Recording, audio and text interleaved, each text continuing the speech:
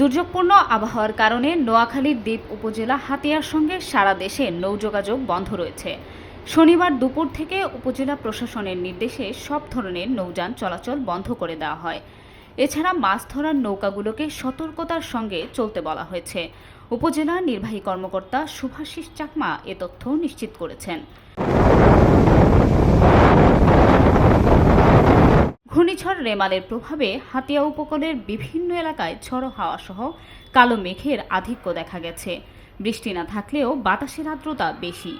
এদিকে নৌ চলাচল বন্ধ থাকায় নোয়াখালীর অন্য কোনো জায়গা থেকে লোকজন হাতিয়ায় আসতে পারছেন না এবং হাতিয়া থেকে কেউ যেতে পারছেন না।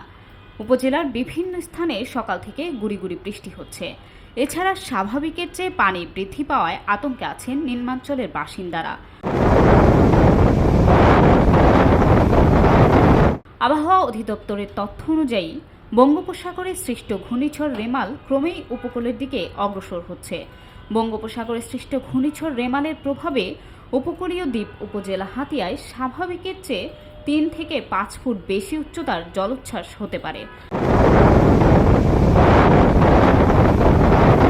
আবহাওয়া সহকারী পর্যবেক্ষক আলাউদ্দিন সুমন বলেন, রেমালের প্রভাবে উপকূলীয় এলাকায় 9 নম্বর সতর্ক সংকেত চলছে। হাতিয়া উপজেলা নির্বাহী কর্মকর্তা শুভাশিস চাকমা বলেন, বৈরী আবহাওয়ার কারণে সব ধরনের যাত্রীবাহী ট্রলার চলাচল বন্ধ রয়েছে। এছাড়া মাছ ধরার নৌকাগুলোকে সতর্কতার সঙ্গে তীরবর্তী এলাকায় থাকতে বলা হয়েছে।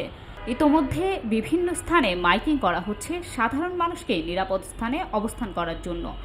242টি আশ্রয়কেন্দ্র ও 25টি মুজিব কেল্লা প্রস্তুত রয়েছে। উপজেলা সংশ্লিষ্ট কর্মকর্তাদের সজাগ থাকতে নির্দেশ দেওয়া হয়েছে। এছাড়া জরুরি প্রয়োজনে হাতিয়া উপজেলা প্রশাসনের পক্ষ থেকে একটি কন্ট্রোল রুম খোলা হয়েছে। 01685742993 নম্বরে যোগাযোগ করে ঘূর্ণিঝড় সংক্রান্ত যে কোনো বিষয়ে সার্বক্ষণিক যোগাযোগ করা যাবে। সবাই যখন জোয়ারে গা ভাসায়, কেউ কেউ ঘুরে দাঁড়ায়। সময় হারতে শেখালেও কেউ কেউ চ্যালেঞ্জ ছুড়ে দেয়। পক্ষপাতের ভিড়ে আজ থেকে কোনো পক্ষ নয়, খবর হবে নিরপেক্ষ।